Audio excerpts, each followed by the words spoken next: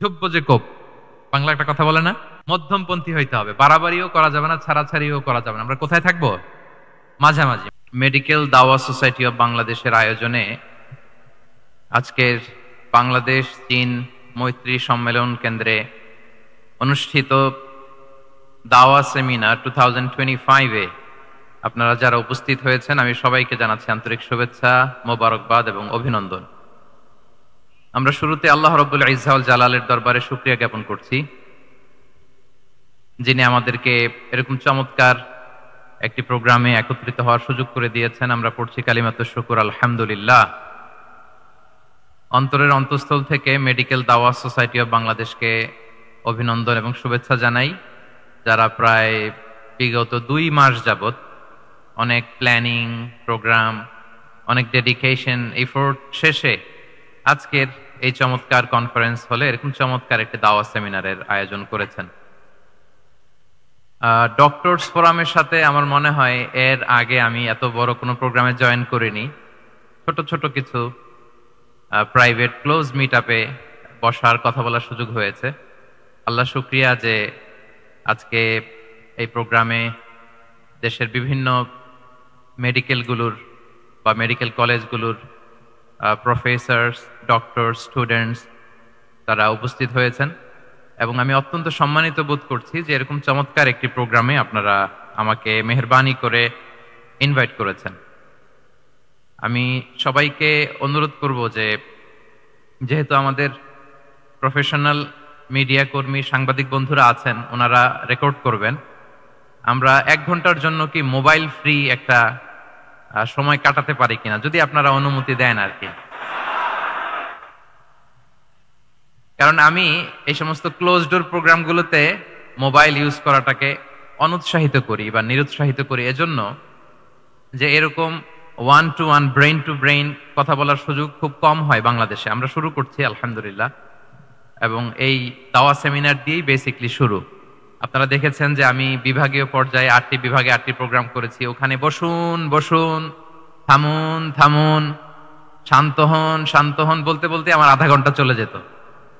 কিন্তু তার বিপরীতে এরকম কনফারেন্স হলে যখন আমরা প্রোগ্রাম করি তখন খুবই কোয়াইট অ্যান্ড কাম একটা এনভায়রনমেন্ট আমরা পাই, এবং হাইলি এডুকেটেড যারা বাংলাদেশের এই যে ডক্টরস ফোরাম আপনারা এখানে একত্রিত হয়েছেন, এরকম একটি পরিবেশে বা কনফারেন্স হলে কথা বলার ইমেজটাই আলাদা। আমাদের আউটডোর প্রোগ্রামগুলো একরকম, ইনডোরগুলো একরকম। তো আমি বারবার বলবো যে মোবাইল বন্ধ করুন, পকেটে রাখুন। এটার চেয়ে আমার মনে হয় শুরুতেই আপনারা যদি মেহেরবানি করে পকেটে একটু রাখতেন আর কি 1 ঘন্টার জন্য, including distinguished guest and students, brothers and sisters, সবাইকে বলবো যে আসুন 1টি ঘন্টা আমরা প্রফিটিক দাওয়া মেথোডোলজি নিয়ে একটু ইন্টারেক্টিভ একটু কথা বলি। আমি যখন আপনাদের কাছে জানতে চাইবো তখন আপনারা যদি স্বতঃস্ফূর্ত উত্তর করেন তাহলে আমি বুঝবো যে আপনারা আমার আলোচনাটা ধরতে পেরেছেন এবং তারপর আমার কন্টিনিউ করতে সুবিধা হবে। আমি লাস্ট বারের মতো রিকোয়েস্ট করে আলোচনা শুরু করছি, আমরা কেউ যেন আজকে মোবাইল ব্যবহার না করি, কেউ না। তারপরেও অনেক ভাইরা খুব মনোযোগ দিয়ে মোবাইল দিয়ে ভিডিও করতেছে এই যে পাশে। আমি সবাইকে দায়িত্বশীল আচরণের কথা বলবো, আর হয়তো আমার বলা লাগবে না ইনশাল্লাহ। এই তো মাশাআল্লাহ মাশাআল্লাহ, এই 1 to 1 এই যে কানেক্টিভিটি, এটা মোবাইল ধরলে হবে না। আপনি ধরে রাখবেন, ডানে বায়ে করবেন, লাইভ করতে চাবেন, এটাতে হবে না। মোবাইল মেহেরবানি করে, mobile should be in pocket ইনশাআল্লাহ।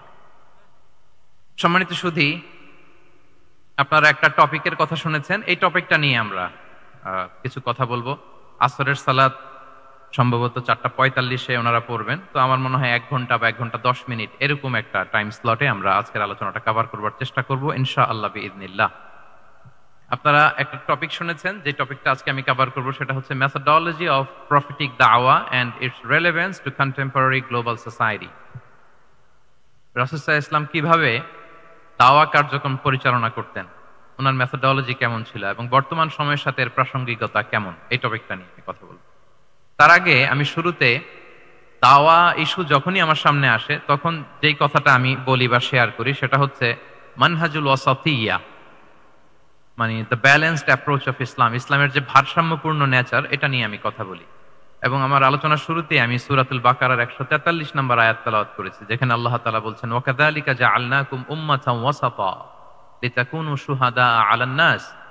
অনুরূপভাবে আমি তোমাদেরকে মধ্যমপন্থী জাতি বানিয়েছি বা মধ্যমপন্থী জাতি হিসেবে আবির্ভূত করেছি। উম্মাতান ওয়াসাতা মানে উম্মাতান আদলান ওয়া খিয়ারা, শ্রেষ্ঠ জাতি, ন্যায়পরায়ণ জাতি। এবং যারা শ্রেষ্ঠ, যারা ন্যায়পরায়ণ, তারাই মূলত মধ্যমপন্থী জাতি। তো আল্লাহ তাআলা আমাদেরকে মধ্যমপন্থী জাতি বলেছেন। এই যে মধ্যম পন্থা আল ওয়াসাতিয়া, এটা ইসলামের অনেকগুলো অনন্য বৈশিষ্ট্যের মধ্যে থেকে একটি বৈশিষ্ট্য। বাট মাঝে মাঝে আমরা এই পন্থাটার কথা ভুলে যাই। ভুলে কি করি, অনেক সময় অনেক প্রান্তিক লেভেল থেকে কাজ করে ফেলি, চিন্তা করে ফেলি, অনেক সময় খুব বাড়াবাড়ি করে ফেলি, অনেক সময় ছাড়াছাড়ি করে ফেলি। বরং আমাদের থাকতে হবে মাঝামাঝি। তাহলে the first and foremost reminder today in this conference hall যে আমরা বাড়াবাড়িও করব না, ছাড়াছাড়িও করব না, আমরা মাঝামাঝি থাকব। কোথায় থাকব? জি, মাঝামাঝি, আল ওয়াসাতিয়া, যেটা শ্রেষ্ঠ এবং যেই মেথোডোলজির কথা কোরআন আমাদেরকে জানিয়েছে। আমি যদি এটাকে ইংরেজি করি ওয়াসাতিয়া, তাহলে ইংরেজি দাঁড়াবে এরকম যে the balanced nature of Islam. ইসলামের যে ভারসাম্যপূর্ণ যে নেচার, এটার নাম হচ্ছে মূলত আল ওয়াসাতিয়া। আপনি যদি খেয়াল করে দেখেন যে কিভাবে আমরা অন্যান্য জাতিগোষ্ঠীর তুলনায় মধ্যমপন্থী জাতি, তাহলে দেখবেন যে আমরা যদি সাইয়েদনা ঈসা আলাইহিস সালামের ব্যাপারে কথা বলি, জেসাস ক্রাইস্টের ব্যাপারে, তাহলে দেখেন ওনার ব্যাপারে ইহুদি নাসারারা কেউ বাড়াবাড়ি করেছে, কেউ ছাড়াছাড়ি করেছে। আমরা একেবারে মিডল ওয়েতে আছি। যেমন ঈসা আলাইহিস সালামের ব্যাপারে খ্রিস্টানরা কি বলে জানেন? তারা বলে ঈসা আলাইহিস সালাম হচ্ছে আল্লাহর সন্তান। নাউযুবিল্লাহি মিন যালিক। Jesus Christ is the son of God, গডের সন্তান। তাহলে দেখেন কতটা বাড়াবাড়ি করলো, ঈসা আলাইহিস সালামকে উঠাতে উঠাতে খোদার আসনে নিয়ে বসালো। বাড়াবাড়ি হয়ে গেল না এটা? আচ্ছা, তাহলে একদল খুব বাড়াবাড়ি করলো। এবার যদি ইহুদিদের কথা চিন্তা করি, ইহুদিরা কি বলে? ইহুদিরা একেবারে উল্টো। তারা বলে ঈসা আলাইহিস সালাম হচ্ছে ইবনু জিনা, মানে জারদ সন্তান। নাউযুবিল্লাহ। দেখেন তাদের প্রত্যেকের আকীদা শোনা মাত্রই আপনাদেরকে বলা লাগতেছে না যে নাউযুবিল্লাহ বলেন, আপনারা স্বতঃস্ফূর্ত ভাবেই বলতেছেন নাউযুবিল্লাহ। তার মানে একদল বাড়াবাড়ি করলো, একদল ছাড়াছাড়ি। একদল বলল তিনি আল্লাহর সন্তান বলে একেবারে আল্লাহর উপরে উঠাই ফেলছে। আরেক দল নামাতে নামাতে একেবারে পদদলিত করলো, বলল তিনি হচ্ছেন বাস্টার্ড, মানে ইবনু জিনা, জারদ সন্তান। নাউযুবিল্লাহি মিন যালিক। একদল নিয়ে গেল একেবারে উপরে, আরেক দল একেবারে নিচে। কিন্তু আমরা কি বলি দেখেন, আমরা বলি ঈসা আলাইহিস সালাম উনি হচ্ছেন আব্দুল্লাহি ওয়া রাসূলুহু, তিনি হচ্ছেন আল্লাহ তাআলার দাস বা বান্দা এবং আল্লাহর সম্মানিত রাসূল। দেখুন কতটা ব্যালেন্স এই আকীদা। আমরা আব্দুল্লাহ বলার মধ্য দিয়ে বেসিক্যালি নাসারাদেরকে রিফিউট করি, তাদের প্রতিবাদ করি আমরা যে তোমরা যে বলেছো আল্লাহ সন্তান না, ওইদিকে উঠানো যাবে না, নিচে নামায় নিয়ে আসো, উনি আব্দুল্লাহ, আল্লাহর দাস। আর রাসূলুহু, সম্মানিত রাসূল বলে আমরা বেসিক্যালি ইহুদিদেরকে রিফিউট করি, তাদের প্রতিবাদ করি। আমরা বলি যে না, তোমরা যে বলেছো উনি জারদ সন্তান না, ওনার সম্মানকে পদদলিত করা যাবে না, উপরে উঠাইতে হবে, উঠায় রাসূল ও সম্মানিত রাসূল। তাহলে নাসারাদের আকীদা থেকে আমরা নিচে নেমে আসলাম, ইহুদিদের আকীদা থেকে আমরা উপরের দিকে গেলাম। ফলে এটা কি হলো? ব্যালেন্স হলো, ভারসাম্যপূর্ণ হলো, মধ্যম পন্থা হলো। তো আশা করি মধ্যম পন্থার উদাহরণটা বুঝতে পেরেছেন। আরেকটা ছোট্ট উদাহরণ দেই। আমাদের বোনদের যখন পিরিয়ড চলে তখন নাসারারা কি করে দেখেন, খ্রিস্টানরা তারা সবকিছু করে, কোনো বাদ বিচার রাখে না তখন, এমনকি ফিজিক্যাল ইন্টিমেসিতেও যায়। যখন আমাদের বোনদের পিরিয়ড চলে তখন তারা ফিজিক্যাল ইন্টিমেসিতেও যায়, কোনো বাদ বিচার নাই। এটা হচ্ছে নাসারাদের অবস্থান। আর ইহুদিদের কি অবস্থান? এরা এই 5 দিন 7 দিন আমাদের বোনদের যখন পিরিয়ড চলে তখন তারা তাদের স্ত্রীদেরকে ধরবে না, ছোবে না, স্পর্শ করবে না, একসাথে বসবেও না।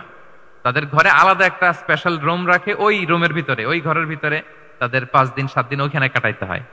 তোমরা আবার সুস্থ হলে তারপরে আসবো। দেখেন একদল খুব বাড়াবাড়ি করলো, আরেক দল ছাড়াছাড়ি করলো। কিন্তু আমাদের ইসলামে আমরা ব্যালেন্স, যে বোনদের যখন পিরিয়ড চলে হাজবেন্ড ওয়াইফ তখন স্বাভাবিক মেলামেশা, কথাবার্তা, ঘরের টুকিটাকি কাজ সবই করতে পারবে, ইল্লাল জিমা, যেটা আমরা ফিজিক্যাল ইন্টিমেসি বলি, ওইটা ছাড়া আমরা সবই করতে পারবো।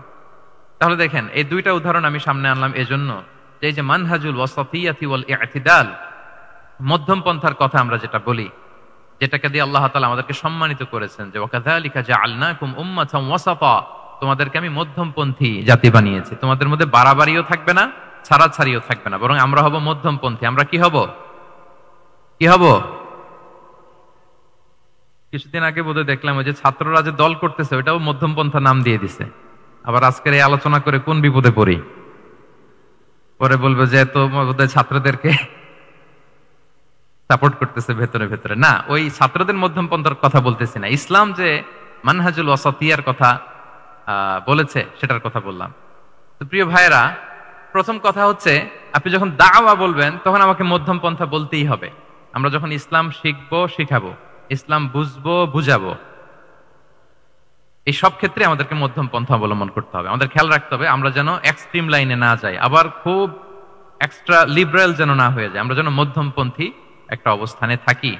এবং দাওয়া দেওয়ার ক্ষেত্রে এটাই বলা হয়েছে, আল্লাহ তাআলা বলছেন উদউ ইলা সাবিলি রাব্বিকা বিল হিকমাতি ওয়াল মাউইদাতিল হাসানাতি ওয়াজাদিলহুম বিল্লাতি হিয়া আহসান। নবী, আপনি লোকদেরকে আল্লাহর পথে ডাকুন বিল হিকমা, প্রজ্ঞার সাথে, সুন্দর সুন্দর উপদেশ সহকারে, এবং কখনো তর্ক বিতর্কে জড়ানো লাগলে সেটা উত্তম ভাবে আপনাকে জড়াতে হবে। তার মানে এই যে ইসলাম বোঝার ক্ষেত্রে, প্রচারের ক্ষেত্রে মধ্যম পন্থার নীতি যেটা প্রজ্ঞা বা সুন্দর উপদেশমালা দিয়ে দাওয়াত দেওয়া, এটাও মূলত মধ্যম পন্থারই বহিঃপ্রকাশ। আমরা যখন কোনো দাওয়া কাজ করব অলওয়েজ মাথায় রাখতে হবে যে আমি বাড়াবাড়ি যেন না করি, আমি আবার ছাড়াছাড়িও যেন না করি, আমি যেন মাঝামাঝি থাকি। তো এই যে দাওয়া আমরা দিচ্ছি, দাওয়াটা কি? বেসিক্যালি এটা হচ্ছে একটা কমিউনিকেশন, রাইট? এই যে আমি কথা বলতেছি, আপনারা শুনতেছেন, ইমাম সাহেব খুতবা দিচ্ছেন, আমরা সেটা শুনি, স্ট্রিট দাওয়া হয়, বিভিন্ন রকম দাওয়া এখন হচ্ছে, এগুলো basically communication. And this communication should be full of wisdom and beautiful advice. এটাই মূলত আল ওয়াসাতিয়া, মানহাজুল ওয়াসাতিয়া, মধ্যম পন্থা। আমি যে বিশ্ববিদ্যালয় থেকে ব্যাচেলর করেছি, ওই বিশ্ববিদ্যালয়ের একটা স্লোগান আছে, মানহাজুল ওয়াসাতিয়াতি ওয়াল ইআতিদাল। ওনারা মধ্যম পন্থার কথা বলে। তো আমি যেহেতু এই বিশ্ববিদ্যালয় আল আজহারের গ্রাজুয়েট, আমি যেখানেই যাই একটু করে আমি এই আল ওয়াসাতিয়ার কথাটা বলি, প্রিয় ভাইরা। তো দাওয়া যেহেতু কমিউনিকেশন, আমরা ওরাল দাওয়া দিয়ে থাকি, কিন্তু বেসিকলি ওরাল দাওয়ার চেয়ে যেটা প্র্যাকটিক্যাল দাওয়া, থিওরিটিক্যাল দাওয়ার চেয়ে প্র্যাকটিক্যাল দাওয়াটা এটা বেশি ইফেক্টিভ, বেশি প্রোডাক্টিভ। আমরা যখন তাফসির মাহফিল করি, আমরা খুতবা দেই, আলোচনা করি, এটা থেকে তো মানুষ শিখে। কিন্তু আমি যদি আমার আচরণ দিয়ে কোনো একটা মেসেজ দিতে পারি, ওইটা মানুষের হৃদয়ে বেশি দাগ কাটে, বেশি মনে থাকে, খুব বেশি মনে থাকবে। এটার সুযোগ আপনাদের বেশি। যেমন আমি যদি একটা কোরআনের আয়াতের কথা বলি, এটার খুব একটা মূল্যায়ন নাই, কারণ উনি হুজুর মানুষ, উনি তো কোরআনই বলবে।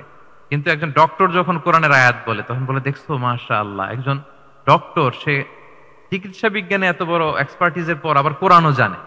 ওই কথা কিন্তু আমিও বলছি, আমার দাম নাই। কিন্তু আপনাদেরকে কত সম্মানের চোখে দেখা হচ্ছে। আবার দেখেন, 5 ওয়াক্ত সালাত আদায় করা জামাতের সাথে, ফরজ সালাত গুলো, এটা তো মানে করতেই হবে, কম্পালসারি। এটা করে তো খুব বেশি ক্রেডিট নেওয়ার কিছু নাই, তো আমরা সবাই পড়ি। কিন্তু একজন ডাক্তার যখন নামাজ পড়ে, খেয়াল করে দেখবেন, একজন ডক্টর যখন চেম্বারে রুগীদেরকে রেখে বলে যে, ওখানে যদি লেখা থাকে যে সালাতের সময় বিরতি থাকবে, বা বলা হয় যে এই ডাক্তার কিন্তু রুগী বসিয়ে রেখে নামাজটা পড়ে এসে আবার রুগী দেখা শুরু করে, এটা সবাই খুব পজিটিভলি নেয় যে দেখো এত ব্যস্ততার পরেও চাইলে এই সময় রুগী দেখতে পারতো, কিন্তু উনি নামাজ পড়ে। দেখেন, একই কোরআনের কথা আমিও বললাম, আপনিও বললেন, আপনার মর্যাদা কত বেশি। আমিও জামাতে নামাজ পড়ি, ইমামতি করাই, আর আপনি যে একটু তাড়াতাড়ি করে নামাজটা পড়ে চলে আসেন, এটাতে আপনার এপ্রিসিয়েশন কত বেশি। তো এভাবে আপনাদের কিন্তু দাওয়া কাজ করার সুযোগ অনেক বেশি, কারণ এটা অনেক মানে নোবেল একটা প্রফেশন, মহৎ পেশা। আপনারা জনগণকে সরাসরি সেবা দেওয়ার যে ব্যাপারটা, এটার সুযোগ আছে। যুদ্ধ বিধ্বস্ত আপনি আহতদেরকে সেবা দিতে পারেন, আগুনে পোড়া রোগীদেরকে সেবা দিতে পারেন, দুরারোগ্য ব্যাধি, তার আর যাওয়ার জায়গা নেই, আপনি সেবা দিতে পারতেছেন। যে কোনো রোগ বালাই, যে কোনো পরিস্থিতিতে যখন একজন মানুষ অসুস্থ হয়, তখন আপনি সেবা দিচ্ছেন, তখন তার মনটা কিন্তু খুব নরম থাকে, তার মধ্যে একটা অসহায়ত্ব কাজ করে। ওই একটা অসহায় মানুষ, তার মনটা খুব নরম, ওই রকম একটা সিচুয়েশনে তারা আপনাদের দ্বারস্থ হয়। ফলে আপনাদের কিন্তু দাওয়া কাজ করার সুযোগ অনেক বেশি, এবং সেক্ষেত্রে ওরাল দাওয়ার চেয়ে আপনার যে প্র্যাকটিক্যাল দাওয়া, এটার ইফেক্ট অনেক বেশি। মানে আপনার চলনে বলনে, আপনার কথনে কথায়, আপনার ব্যক্তিত্বে, পার্সোনালিটিতে, এটার মাধ্যমে যে দাওয়া ফুটে ওঠে, ওইটা বেশি ইফেক্টিভ। নিজের আচরণ দিয়ে যে মেসেজটা দেওয়া যায়, এটা সবচেয়ে ইফেক্টিভ। আপনার লেনদেন, আপনার ডিলিংস কেমন, আপনি মানুষ হিসেবে কেমন, এটা সবচেয়ে পাওয়ারফুল দাওয়া। উমরে ফারুক রাদিয়াল্লাহু তাআলা আনহু, উনি ওনার ছাত্রদেরকে প্রায় বলতেন উমরে ফারুক রাদিয়াল্লাহু তাআলা উনি বলতেন যে কুনু দুআতান ইলাল্লাহি ওয়া আনতুম সামিতুন, যে তোমরা আল্লাহর রাস্তায় দাওয়াতি কাজে বের হয়ে যাও এমন অবস্থায় যে তোমরা চুপচাপ। তো ছাত্ররা বলতো দাওয়াতি কাজও করতে বলতেছেন আবার চুপচাপও থাকতে বলতেছেন, এটা আবার কিভাবে দাওয়াত দিব? তো উমর ফারুক রাদিয়াল্লাহু তাআলা আনহু বলতেন বি আখলাকিকুম, তোমাদের আখলাক দিয়ে দাওয়াত দাও। আখলাক দিয়ে দাওয়াত দেওয়া যায় না? বলেন তো, আখলাক দিয়ে দাওয়াত দেওয়া যায় কি যায় না? যায়। এই আখলাক দিয়ে যে দাওয়াত, এটা অনেক পাওয়ারফুল। 10টা তাফসীর মাহফিল করে আমি এটা করতে পারবো না। আপনি আপনার আখলাক দিয়ে, আপনার ব্যক্তিত্ব দিয়ে, আপনার লেনদেন, হ্যাঁ, এগুলো দিয়ে আপনি যে দাওয়াটা দিতে পারবেন, অন্য অনেক কিছু দিয়ে সেটা হবে না। এজন্য ওমর ফারুক বলতেন কুনু দুআতান ইলাল্লাহি ওয়া আনতুম সামিতুন, আল্লাহ রাস্তায় দায়ী হয়ে বের হও কিন্তু চুপচাপ। কিভাবে? বলে বি আখলাকিকুম, তোমাদের আখলাক দিয়ে। এটা বেশি পাওয়ারফুল। এবং রাসূল সাল্লাল্লাহু আলাইহি ওয়াসাল্লামের ব্যাপারে যখন জিজ্ঞেস করা হতো আম্মাজান আয়েশা রাদিয়াল্লাহু তাআলা আনহাকে যে রাসূল সাল্লাল্লাহু আলাইহি ওয়াসাল্লামের আচরণ কেমন ছিল, তখন আম্মাজান আয়েশা বলতেন যে কানা খুলুকুহু আল কোরআন, কোরআনই ছিল রাসূল সাল্লাল্লাহু আলাইহি ওয়াসাল্লামের চরিত্র। পুরো কোরআনে 30 পারায় থিওরিটিক্যালি যা বলা আছে রাসূল সাল্লাল্লাহু আলাইহি ওয়াসাল্লামের জীবনীতে, প্র্যাকটিক্যালি সেটা দেখানো আছে। Mobile should be in pocket. ভাইজান খুব দায়িত্বশীলতার সাথে একেবারে সামনে থেকে রেকর্ডিং করতেছেন, মাশাআল্লাহ। ওই যে শুরুতে বলছি যে সবাইকে দায়িত্বশীল হইতে হবে। আম্মাজান আয়েশা বলতেন কানা খুলুকুহু আল কোরআন, রাসূল সাল্লাল্লাহু আলাইহি ওয়াসাল্লামের চরিত্র ছিল কোরআন। ইনদামা রাসূলুল্লাহ সাল্লাল্লাহু আলাইহি ওয়াসাল্লাম ইয়ামশি আলাল আরদ কাআন্নাল কোরআনা ইয়ামশি আলাই, রাসূল সাল্লাল্লাহু আলাইহি ওয়াসাল্লাম যখন মদিনার রাস্তা দিয়ে হেঁটে যেতেন, as if a living Quran is walking on the street, মনে হতো একটা জীবন্ত কোরআন রাস্তা দিয়ে হেঁটে হেঁটে যাচ্ছে। তো তাহলে we should try to be a living দাঈ, জীবন্ত দাঈ, প্র্যাকটিক্যাল দাঈ। এটা যদি আমরা হইতে পারি তাহলে অনেক বেশি ইম্প্যাক্ট করা যাবে সোসাইটিতে, অনেক ইনফ্লুয়েন্স করা যাবে। যেটা বললাম যে আমাদের সততা, আচরণ, ব্যক্তিত্ব, পার্সোনালিটি, এগুলো দিয়ে আমরা যে দাওয়াটা দিতে পারি, ওরাল দাওয়া, বক্তব্য দিয়ে এটা অনেক সময় সম্ভব হয় না। এবং ডাক্তারদের জন্য এটা অনেক বড় একটা সুযোগ। তাহলে ইন্ট্রোডাক্টরি ডিসকাশনে আমি দুটা বিষয়ে কথা বললাম। এক হচ্ছে আমাদেরকে মধ্যমপন্থী হইতে হবে, মানহাজুল ওয়াসাতিয়া ওয়াল ইআতিদাল, 1 নাম্বার। 2 নাম্বার হচ্ছে লিভিং দাঈ হওয়ার চেষ্টা করতে হবে, এটা বেশি প্রোডাক্টিভ এন্ড ইফেক্টিভ। এই দুইটা পয়েন্ট আমরা বুঝতে পেরেছি তো না? বুঝতে পেরেছেন সবাই? মাশাআল্লাহ। এবার চলুন যে রাসূল সাল্লাল্লাহু আলাইহি ওয়াসাল্লামের যে প্রফেটিক দাওয়া মেথোডোলজি, কিভাবে উনি দাওয়া কাজের আঞ্জাম দিতেন, সেখান থেকে আমাদের নেয়ার আধুনিক সময়ের এর প্রাসঙ্গিকতা কি আছে, আমি 10টা পয়েন্টে আজকের এই সেমিনারে কিছু কথা উপস্থাপনের চেষ্টা করব। ওমা তাওফীকি ইল্লা বিল্লাহ। 1 নাম্বার কথা হচ্ছে, আমরা যে দাওয়া দিব, এই দাওয়া language should be very soft and mild and very touchy. দাওয়া ল্যাঙ্গুয়েজ হইতে হবে ভেরি সফট, অলওয়েজ সফট, সব সময়। ইফ ইউ টক অ্যাবাউট দাওয়া, this language should be very soft and mild and touchy. দাওয়ার কথা বললে হয়তো আপনি পলিটিক্স করেন, ওইটা আলাদা কথা। আপনি জেহাদের ময়দানে, ওইটা আলাদা কথা। আমি জেহাদ পলিটিক্স নিয়ে কথা বলতেছি না, আই এম টকিং অ্যাবাউট দাওয়া। যদি আপনি দাওয়া সেমিনারের কথা বলেন, যদি মেডিকেল দাওয়া সোসাইটির নাম দেন, দাওয়া বললে আমাকে বলতে হবে দাওয়ার language should be very soft and mild. আমরা এটা অনেক সময় ভুল করে ফেলি, এটা করা যাবে না। কারণ আপনি হৃদয় থেকে যদি কোনো কথা বলেন, এটা শ্রোতার হৃদয়ে যে টাচ করে। আল্লাহর হাবিব সাল্লাল্লাহু আলাইহি ওয়াসাল্লামের কথাগুলো নিয়ে এত আলোচনা, বিশ্লেষণ, কথাগুলো এত অ্যাপিলিং কেন, এত আবেদনময় কেন? এর কারণ হচ্ছে রাসূল সাল্লাল্লাহু আলাইহি ওয়াসাল্লাম যা বলেছেন তিনি হৃদয় থেকে বলেছেন। হৃদয় থেকে কথা বেরোলে এটা শ্রোতার হৃদয়ে যে টাচ করে। একটা ছোট্ট আয়াত আমি তেলাওয়াত করি, সূরা তাহার। আল্লাহ তাআলা বলছেন ফাকুলা লাহু কাওলান লাইয়িনা লাআল্লাহু ইয়াতাযাক্কারু আও ইয়াখশা। আল্লাহ তাআলা মূসা আলাইহিস সালাম এবং হারুন আলাইহিস সালাম, ওনাদের দুইজনকে বলছেন যে তোমরা দুই ভাই মিলে যাও, ফেরাউনের কাছে যে দাওয়াত দাও এবং কোমল ভাষায় দাওয়াত দাও। কি ভাষায়? সবাই বলুন। কোমল ভাষায় দাওয়াত দাও। কাওলান লাইয়িনা, use very soft and mild language, very touchy language. Soft এবং কোমল ভাষায় দাওয়াত দাও কাকে? পৃথিবীর সবচেয়ে বড় সন্ত্রাস, তাই না? হ্যাঁ, দুর্ধর্ষ সন্ত্রাস, খোদাদ্রোহী, তারপর সীমা লঙ্ঘনকারী। আপনি যত নেগেটিভ যা বলবেন সব যাবে ওর সাথে। ফিরআউন, লাআল্লাহু ইয়াতাযাক্কারু আও ইয়াখশা, হয়তো সে উপদেশ গ্রহণ করবে অথবা তার হৃদয়ে ভয়ের উদ্রেক হতে পারে। হয়তো তোমরা soft and mild language use করবা, মূসা এবং হারুন, কোমল ভাষায় যে তোমরা দাওয়াত দিবা। আচ্ছা, কার ব্যাপারে আল্লাহ বললেন, কাকে দাওয়াত দিতে বললেন? সবাই বলেন তো নামটা। ফিরআউন। আচ্ছা, ফেরাউনের ক্ষেত্রে আল্লাহ তাআলা বললেন যে soft and mild language use করো, নরম ভাষা। আমাকে উত্তর দেন, আমাদের কারেন্ট সময় আমরা যাদেরকে জালিম বলি, যাদেরকে খারাপ বলি, ফাসিক বলি, পাপাচারী, ধরেন যে আমার মতে বা আপনাদের মতে যে সবচেয়ে খারাপ, পাপাচারী, জালিম, ওই জালিমটা কি ফেরাউনের চেয়ে বড় জালিম? আমাদের চোখে যে জাহান্নামী, যে নিকৃষ্ট খারাপ পাপী যাকে আমি মনে করি, যদিও এরকম মনে করার সুযোগ আমাদের নাই, কে জান্নাতি কে জাহান্নামী এটা ডিসাইড করবে কে? আল্লাহ তাআলা। কিন্তু আমাদের চোখে যে পাপী, যে ভুল করেছে, যে জালিম, ওই জালিমগুলো, খারাপ লোকগুলো কি ফেরাউনের চেয়ে বেশি খারাপ ছিল? ছিল? ওই ফেরাউনের ক্ষেত্রে আল্লাহ বলেছেন ফাকুল আলাহু কাওলান লাইয়িনা, সফট ল্যাঙ্গুয়েজ ইউজ করো মুসা এবং হারুন, কোমল ভাষা ব্যবহার করো, হয়তো তার ভুল ভেঙে যাবে, হয়তো সে উপদেশ গ্রহণ করবে। তো তাহলে দেখেন কত বড় ভুল আমরা করি। আমরা মাঝে মাঝে এমন অ্যাটাকিং মুডে কথা বলি, এমন আগ্রাসী হয়ে কথা বলি, ওর মানার এক সুযোগ থাকলেও ও মানবে না। কি বলেন? যাও মানার একটু ইচ্ছা ছিল, আমার এই অ্যাটিটিউডের কারণে সে আর এটা শুনবে না। এটাই মানুষের স্বভাব। আপনি আগ্রাসী হয়ে অ্যাটাকিং হয়ে কথা বলে মানুষ এটা শোনে না। তাহলে দাওয়ার প্রফিটিক 1 নাম্বার মেথোডোলজি হচ্ছে দাওয়ার ল্যাঙ্গুয়েজ হইতে হবে very soft and very mild. আল্লাহ তাআলা সূরাতু আলে ইমরানে বলছেন ফাবিমা রাহমাতিম মিনাল্লাহি লিনতা লাহুম ওয়ালাউ কুনতা ফাদদান গালিযাল কলবি লানফাদ্দু মিন হাওলিক। নবী হে, আল্লাহর অনুগ্রহে, আল্লাহর রহমতে আপনি কোমল ভাষী হয়েছেন। আপনি কোমল ভাষী না হয়ে যদি রূঢ় ভাষী হতেন তাহলে মানুষজন আপনার কাছ থেকে ভেগে ভেগে পালাতো।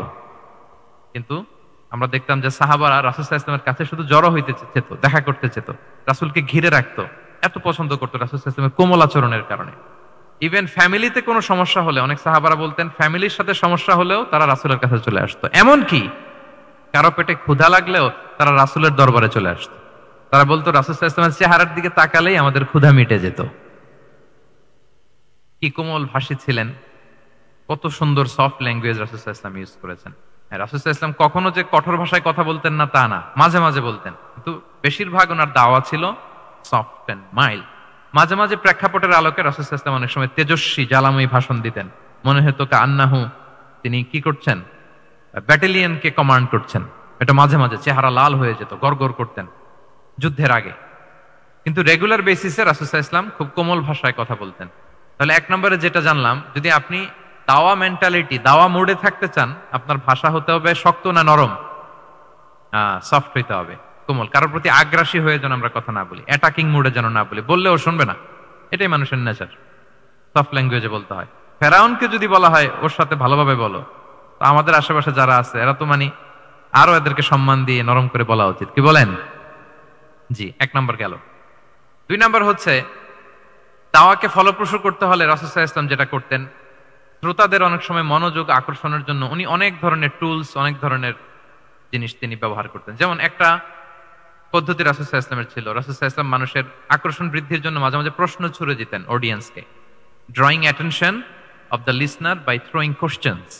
কোশ্চেন থ্রো করার মাধ্যমে অ্যাটেনশন থ্রো করতেন। হাদিসে এরকম অনেক উদাহরণ পাওয়া যায়। একটা ছোট্ট হাদিস শেয়ার করি, সহিহ মুসলিমে এসেছে। রাসূল সাল্লাল্লাহু আলাইহি ওয়াসাল্লাম একবার সাহাবাদেরকে বললেন, ইন্না মিনা শাজারি শাজারাতান লা ইয়াসকুতু ওয়ারাকুহা মাসালুহা মাসালুল মুসলিম। রাসূল সাল্লাল্লাহু আলাইহি ওয়াসাল্লাম জিজ্ঞেস করলেন, তোমরা কি কেউ বলতে পারবা বৃক্ষরাজির মধ্যে একটা বৃক্ষ আছে, গাছের মধ্যে একটা গাছ আছে যেই গাছের কখনো পাতা ঝরে না, ওই গাছের পাতা কখনো ঝরে না। এর দৃষ্টান্ত হচ্ছে মুসলিমের দৃষ্টান্তের মতো। বলতো ফাহাদ্দিসুনি মা হিয়া, বলতো ওই গাছটা কি, কে বলতে পারো? আপনারা তো সব একেবারে পেরে গেছেন।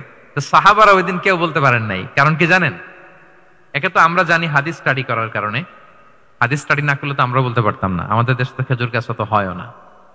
তো ওনারা কেউ বলতে পারে না। এর কারণ হচ্ছে তারা ভাবছিল প্রশ্ন যেহেতু করছে এটা যেন তেন প্রশ্ন, এটা কঠিন কোন গাছের একটা নাম বলতে হবে। তো বাড়ির পাশে যে খেজুর গাছ, মদিনার অলিতে গলিতে যে খেজুর গাছ ভর্তি, এই দিকে আর ওনাদের অ্যাটেনশন যায় না। ওনারা চলে গেছে মরুভূমিতে, ইয়ামানে, তারপর একেবারে ডেজার্টের মাঝখানে কি কি ক্যাকটাস, গুলমলতা, কি কি গাছ আছে ওগুলো আওড়াচ্ছে মনে মনে। ভাবতেছে যে খেজুর গাছের কথা তো রাসূল সাল্লাল্লাহু আলাইহি ওয়াসাল্লাম আমাদের জিজ্ঞেস করার কথা না, এ তো আমাদের গাছ, বাড়ির পাশের গাছ। কেউই আর বলতে পারে নাই। এরপর রাসূল সাল্লাল্লাহু আলাইহি ওয়াসাল্লাম যখন দেখলেন সবাই অপারগ, রাসূল সাল্লাল্লাহু আলাইহি ওয়াসাল্লাম বললেন, ইন্নাহা আন-নাখলা, এটা হচ্ছে খেজুর গাছ, ডেট প্লান্ট। তো আব্দুল্লাহ ইবনে উমর রাদিয়াল্লাহু তাআলা আনহু বাড়িতে যাওয়ার পরে ওমরে ফারুককে, তার বাবাকে বললেন যে, বাবা, আজকে যে রাসূল সাল্লাল্লাহু আলাইহি ওয়াসাল্লাম প্রশ্ন ছুড়ে দিলেন, আপনারা যে কেউ পারলেন না, উত্তরটা কিন্তু আমি পারতাম। তোমার ফারুক বললেন, বলো কি তুমি পারতা? তো বললা না কেন? তুমি আজকে উত্তর দিতে পারলে তো রাসূলের সামনে আমার বুকটা এত বড় হয়ে যেত। মানে লাল উট পেলে আরবরা যেই খুশি, আমি এর চেয়ে বেশি খুশি হতাম। তখন উনি বললেন যে আপনি পারতেছেন না, অন্যান্য বয়স্ক সাহাবারা পারতেছে না, মুরব্বীরা কেউ যেহেতু বলে নাই, আমি বিনয়ের খাতিরে উত্তরটা দেই নাই, কিন্তু আমি জানতাম যে এটা খেজুর গাছ। তাহলে দেখেন রাসূল সাল্লাল্লাহু আলাইহি ওয়াসাল্লাম অ্যাটেনশনটাকে ড্র করার জন্য প্রশ্ন ছুড়ে দিতেন। তো এই প্রশ্ন ছুড়ে দিয়ে কিন্তু আমরা মানুষের দৃষ্টি আকর্ষণ করতে হবে। আপনারা তো মানে প্রশ্ন ছড়াই তো আপনাদের কাজ, যে কি অবস্থা, শরীরটা কেমন, পেট ঠিক আছে কিনা, ঘুম হয় কিনা, কমন প্রশ্ন না আপনাদের? আপনাদের কাছে গেলেই তো প্রথমে জিজ্ঞেস করে যে হজম হয় কিনা, তারপর ঘুম আসে কিনা, এই হয় কিনা, অনেক প্রশ্ন আপনারা করেন। তো এইভাবে আপনি যদি আস্তে আস্তে প্রশ্নের ছলে যদি তাকে আপনি দাওয়া দিতে চান, আপনি কিন্তু দিতে পারেন। এটা রাসূল সাল্লাল্লাহু আলাইহি ওয়াসাল্লামের একটা দাওয়া মেথোডোলজি ছিল। দুইটা বলে ফেললাম, একটা হচ্ছে দাওয়ার ল্যাঙ্গুয়েজ হতে হবে অনেক শক্ত, নাকি হ্যাঁ নরম, সফট এন্ড মাইল্ড। 2 নাম্বার হচ্ছে প্রশ্ন ছুড়ে দিয়ে শ্রোতাকে আকর্ষণ করা, মনোযোগ আকর্ষণ করা। 3 নাম্বার ভিজুয়াল এক্সপ্লেনেশন, রাসূল সাল্লাল্লাহু আলাইহি ওয়াসাল্লাম এটা করতেন যাতে করে আরো সহজে বোঝানোর জন্য। এটা নিশ্চয়ই আপনারা করেন। রাসূল সাল্লাল্লাহু আলাইহি ওয়াসাল্লামের দাওয়া জিন্দেগিতে দেখা যায় প্রায় সময় কিছু উনি ভিজুয়াল এক্সপ্লেনেশন নিয়ে এসেছেন সাহাবাদের সামনে, যাতে করে সাহাবারা to get a better idea of the issue, আরো ইজিলি বুঝতে পারেন। যেমন একবার রাসূল সাল্লাল্লাহু আলাইহি ওয়াসাল্লাম অনাথ ইয়েতিমদেরকে যারা দেখভাল করে তাদেরকে মর্যাদা, এটা বোঝাতে যে রাসূল সাল্লাল্লাহু আলাইহি ওয়াসাল্লাম 2 আঙ্গুল উঁচু করে একবার বললেন যে আনা ওয়া কাফিলুল ইয়াতীমি ফিল জান্নাতি কাহাতাইন। আমার আঙ্গুল দুটো দেখতে পাচ্ছেন আপনারা সবাই? 2টা আঙ্গুল উঁচু করেন তো এভাবে, মানুষ তো মনে করবে ভিক্টরি সাইন দেখাই দিছে আমরা। এই যে, তো রাসূল সাল্লাল্লাহু আলাইহি ওয়াসাল্লাম বললেন আনা ওয়া কাফিলুল ইয়াতীমি কাহাতাইন, হাত নামান। অর্থাৎ আমি এবং এতিমের রক্ষণাবেক্ষণকারী কিয়ামতের দিন এভাবে কাছাকাছি প্রতিবেশী হয়ে থাকব। এই 2টা আঙ্গুলের মাঝখানে যেমনি খুব একটা স্পেস নাই, গ্যাপ নাই, মানে একেবারে কাছাকাছি, নেইবরিং ফিঙ্গার, রাইট? আমি এবং এতিমের রক্ষণাবেক্ষণকারী এভাবে নেইবর হয়ে থাকবে। এই যে ভিজুয়াল এক্সপ্লেনেশন দেখছেন? এই যে দাওয়ার মধ্যে মাঝে মাঝে এরকম ভিজুয়াল এক্সপ্লেনেশন করতে হবে যাতে করে শ্রোতারা বোঝে। রাসূল সাল্লাল্লাহু আলাইহি ওয়াসাল্লাম এটা করেছেন। আচ্ছা, মুসনাদে আহমদে এক হাদিস এসেছে, রাসূল সাল্লাল্লাহু আলাইহি ওয়াসাল্লাম একবার খেজুরের একটা ডাল নিয়ে মরুভূমির মধ্যে একটা দাগ টানলেন। খাত্তালানা রাসূলুল্লাহ সাল্লাল্লাহু আলাইহি ওয়াসাল্লাম খাত্তান, একটা স্ট্রেইট লাইন দিয়ে রাসূল সাল্লাল্লাহু আলাইহি ওয়াসাল্লাম বললেন এটা হচ্ছে সিরাতুল মুস্তাকিম। সাহাবাদের দৃষ্টি আকর্ষিত হলো, সবাই মনোযোগী হয়ে উঠলো, তাই নাকি? সিরাতুল মুস্তাকিম, যে দোয়া আমরা প্রতিদিন করি, ইহদিনাস সিরাতাল মুস্তাকিম, খেজুরের ডাল দিয়ে স্ট্রেইট লাইন কেটে বললেন এটা হচ্ছে সিরাতুল মুস্তাকিম। এবার ওই খেজুরের ডাল দিয়ে ডানে বায়ে অনেকগুলো ছোট ছোট দাগ কাটলেন আর বললেন হাযিহি সুবুলুশ শায়তান, এগুলো হচ্ছে শয়তানের রাস্তা, এটা হচ্ছে মুস্তাকিম, সোজা রাস্তা যেটা জান্নাতে যায়। আর ডানে বায়ে অনেকগুলো দাগ কাটলেন, ডেকে বললেন এই প্রতিটি রাস্তায় একটা করে শয়তান বসে থাকে, আর সে তোমাদেরকে টেম্পটেশন দিতে থাকে, প্রভোকেশন করতে থাকে, ধোঁকা দিতে থাকে, ওয়াসওয়াসা দিতে থাকে। ডানে বায়ে না তাকিয়ে এই সিরাতুল মুস্তাকিমের পথেই অবিচল থাকতে হবে, ইনশাআল্লাহ বলেন। তাহলে দেখেন মরুভূমির মাঝখানে, তখন তো আর ওই যে এলইডি প্রজেক্টর থাকলে হয়তো রাসূল সাল্লাল্লাহু আলাইহি ওয়াসাল্লাম ওইটাই ব্যবহার করতেন, আমরা এটা এখন করতে পারি বোঝানোর জন্য। রাসূল সাল্লাল্লাহু আলাইহি ওয়াসাল্লাম খেজুরের ডাল দিয়ে মরুভূমির মধ্যে দাগ কেটে সাহাবীদেরকে এই ভিজুয়াল এক্সপ্লেনেশন দিলেন, এবং সাহাবারা খুব সহজে বুঝতে পারলেন যে কোনটা সিরাতুল মুস্তাকিম, কোনটা সিরাতুশ শাইতান। এভাবে রাসূল সাল্লাল্লাহু আলাইহি ওয়াসাল্লাম ভিজুয়াল এক্সপ্লেনেশন ইউজ করতেন।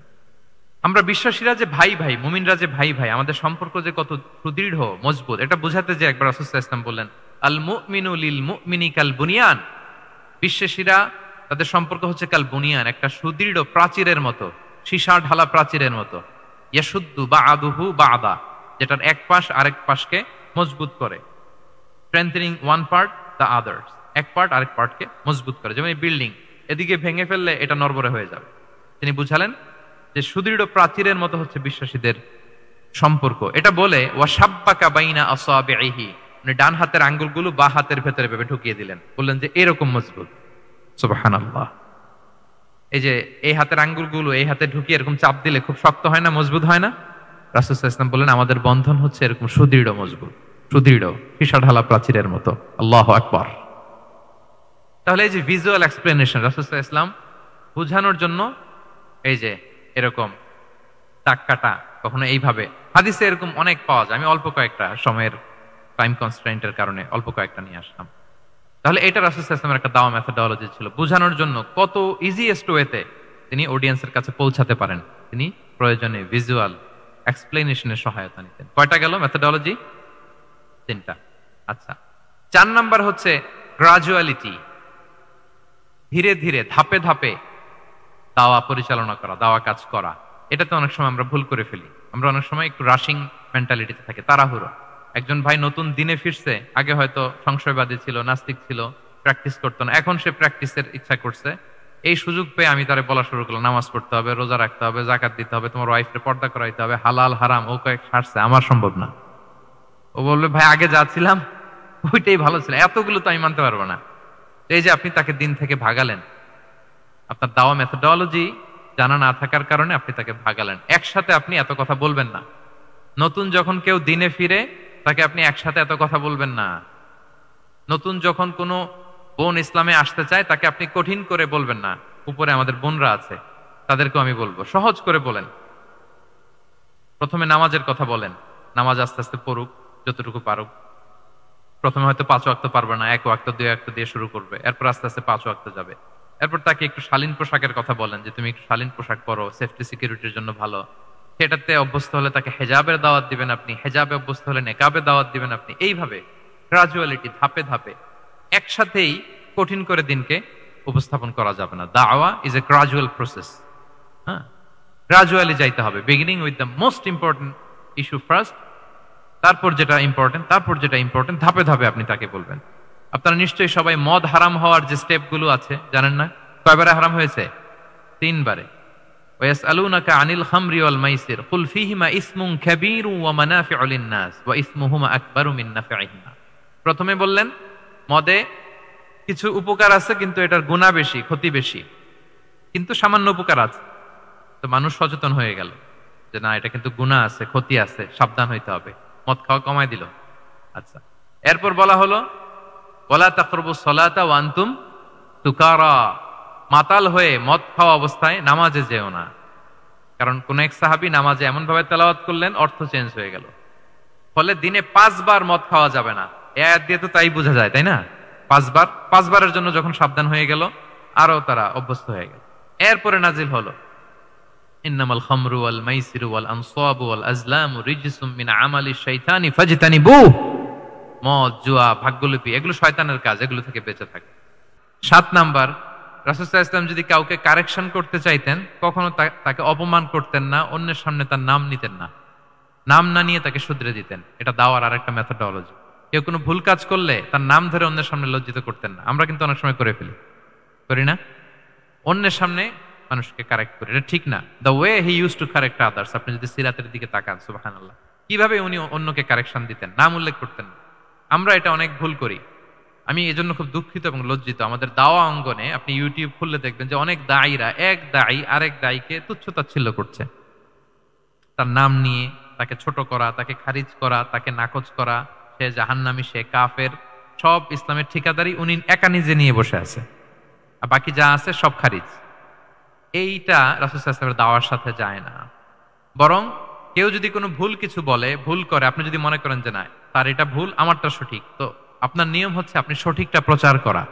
তাহলে কেউ যদি ভুল করে থাকে তারও টনক নড়বে, বাকিরাও সঠিকটা জেনে যাবে। এটা হচ্ছে রাসূল সাল্লাল্লাহু আলাইহি ওয়াসাল্লামের দাওয়া মেথোডোলজি। তিনি কখনো কারো নাম ধরে অন্যের সামনে, মানুষের সামনে তাকে লজ্জা দিতেন না, তাকে কারেক্ট করতে যেতেন না। এটা ছিল রাসূল সাল্লাল্লাহু আলাইহি ওয়াসাল্লামের বৈশিষ্ট্য। আসুন আমরা সিরাত থেকে দেখি, হাদিস থেকে দেখি। আল্লাহর হাবিব সাল্লাল্লাহু আলাইহি ওয়াসাল্লাম উনি রাতে দিনে কি কি আমল করতেন, গোপন আমল, এগুলো জানার জন্য 3 জন সাহাবী রাসূল সাল্লাল্লাহু আলাইহি ওয়াসাল্লামের স্ত্রীদের কাছে গেলেন। যে জিজ্ঞেস করলেন যে আপনারা আমাদেরকে বলুন যে রাসূল সাল্লাল্লাহু আলাইহি ওয়াসাল্লাম রাতে কি আমল করে, দুপুরে কি আমল করে, বিকেলে কি আমল করে। তো আমাদের আম্মা জানেরা, রাসূল সাল্লাল্লাহু আলাইহি ওয়াসাল্লামের প্রিয়তমা স্ত্রীরা বললেন যে উনি রাতে এরকম তাহাজ্জুদ, দুপুরবেলা এরকম তেলাওয়াত, এই সময় নফল নামাজ, এই সময় এটা এটা এটা করে। আল্লাহর হাবিব সাল্লাল্লাহু আলাইহি ওয়াসাল্লামের পুরো আমলের ফিরিস্তি যখন শোনানো হলো, কাআন্নাহুম তাকাল্লুহা, তাদের কাছে এটা একটা কম মনে হলো পরিমাণে। তারা ভাবছিল হয়তো আরো বেশি করে। তখন তাদের একজন বলল, আরে আইনা নাহনু মিন রাসূলিল্লাহ, কই রাসূল সাল্লাল্লাহু আলাইহি ওয়াসাল্লাম, কই আমরা। রাসূল সাল্লাল্লাহু আলাইহি ওয়াসাল্লামের ব্যাপারে আল্লাহ বলেছেন কদ গুফিরা লাহু মা তাকাদ্দামা মিন যামবিহি ওয়া মা তাআখার। রাসূল সাল্লাল্লাহু আলাইহি ওয়াসাল্লামের আগের পরের সব গুনাহ মাফ। আদতে তো ওনার কোনো গুনাহই নাই, তারপরও একটা স্পেশাল স্ট্যাটাস হচ্ছে আপনার আগের পরের সব গুনাহ মাফ। তো তারা বলল, যেই মহান ব্যক্তির, যেই নবীর আগের পরের সব গুনাহ মাফ বলে ঘোষণা দেওয়া হয়েছে, তার সাথে তো আমাদের তুলনা করলে হবে না, আমাদের তো বেশি আমল করতে হবে। রাসূল সাল্লাল্লাহু আলাইহি ওয়াসাল্লাম হয়তো এই জন্য এই স্ট্যান্ডার্ড মেনটেন করেন না, এরকম করলে তো আমরা মাফ পাবো না আল্লাহর কাছে। ভালো চিন্তা থেকেই তারা ভাবছেন যে না, আমাদের আমল আসলে কম হয়ে যাচ্ছে, বাড়াইতে হবে। রাসূল সাল্লাল্লাহু আলাইহি ওয়াসাল্লামের কথা ভিন্ন, আমাদের বাড়াইতে হবে। তো কি করতে হবে? একজন বলল আজকে থেকে আমি সারা রাত নফল নামাজ পড়বো, সারা রাত ঘুমাবো না আর। নিয়ত করে ফেলছে আমি সারা রাত নফল নামাজ, এশার পর থেকে যে নফল শুরু হবে ফজর পর্যন্ত, ঘুমটম নাই। আচ্ছা গেল। আরেকজন বলল আমি সারা বছর রোজা রাখবো, কালকে থেকে যে রোজা ধরবো আর ভাঙবো না সারা বছর। আরেকজন বলল আমার কয়েকজন স্ত্রী আছে, আমি আর স্ত্রীদের কাছে যাব না, আমি এখন থেকে সন্ন্যাসী, বৈরাগী জীবন যাপন করব, আমি আর কোন নারীর কাছে যাচ্ছি না। তো এই ঘোষণা যখন তারা দিয়ে ফেলছে, এটা রাসূল সাল্লাল্লাহু আলাইহি ওয়াসাল্লামের কান পর্যন্ত যেয়ে পৌঁছলো। আল্লাহর হাবিব সাল্লাল্লাহু আলাইহি ওয়াসাল্লাম এটা শুনে ফেললেন। শুনে রাসূল সাল্লাল্লাহু আলাইহি ওয়াসাল্লাম এটা অপছন্দ করলেন, কারণ এটা তো রাইট ট্র্যাক না, ওনারা ভুল করতেছে। একটা ভরা মজলিসে রাসূল সাল্লাল্লাহু আলাইহি ওয়াসাল্লাম বললেন, আনতুমুল্লাযীনা কুলতুম কাযা ওয়া কাযা, শুনলাম তোমাদের মধ্যে কে কে নাকি এমন এমন বলছো। সুবহানাল্লাহ। তিনি বলতে পারেন এই আব্দুল্লাহ দাঁড়াও, এই আব্দুর রহমান স্ট্যান্ড আপ, এই দাঁড়াও, তুমি নাকি এটা বলছো, তুমি এটা বললে তো ওনারা লজ্জা পেতেন না? সবার সামনে লজ্জা পেতেন। উনি এটা না করে কাজ হাসিল হয়ে যাচ্ছে, বললেন আনতুমুল্লাযীনা কুলতুম কাযা ওয়া কাযা। অনেক বর্ণনা এরকম পাওয়া যায়, মা বালু আকওয়ামিন ইয়াফআলুনা কাযা ওয়া কাযা, মা বালু আকওয়ামিন ইয়াকুলুনা কাযা ওয়া কাযা। তাদের কি হলো, তারা এমন এমন বলে, তাদের হলোটা কি, তারা এমন এমন বলে। এইভাবে তিনি শুধরে দিতেন। তো বললেন তোমাদের মধ্যে কেউ কেউ নাকি এটা বলে এটা বলে। ওই তিনজনের তো টনক নড়ে গেছে, আর বাকিরা শুনতেছে। তখন রাসূল সাল্লাল্লাহু আলাইহি ওয়াসাল্লাম বললেন না, এটা ঠিক নয়। আমি তোমাদের মধ্যে থেকে সবচেয়ে বেশি মুত্তাকি, সবচেয়ে বেশি বুজুর্গ। ওয়াল্লাহি ইন্নী লা আখশাকুম লিল্লাহি ওয়া আতকাকুম লাহু, আমি তোমাদের মধ্যে থেকে আল্লাহকে সবচেয়ে বেশি ভয় পাই। বলেন তো রাসূল সাল্লাল্লাহু আলাইহি ওয়াসাল্লামের চেয়ে বেশি আল্লাহকে ভয় পাওয়া কারো পক্ষে সম্ভব? আল্লাহর হাবিব সাল্লাল্লাহু আলাইহি ওয়াসাল্লামের চেয়ে বেশি মুত্তাকি হওয়া কারো পক্ষে সম্ভব? আমার নবীর চাইতে শ্রেষ্ঠ হওয়া সম্ভব? তার যে স্ট্যান্ডার্ড ইবাদতের, এটারে ছাড়াই যাওয়া সম্ভব? সম্ভব না।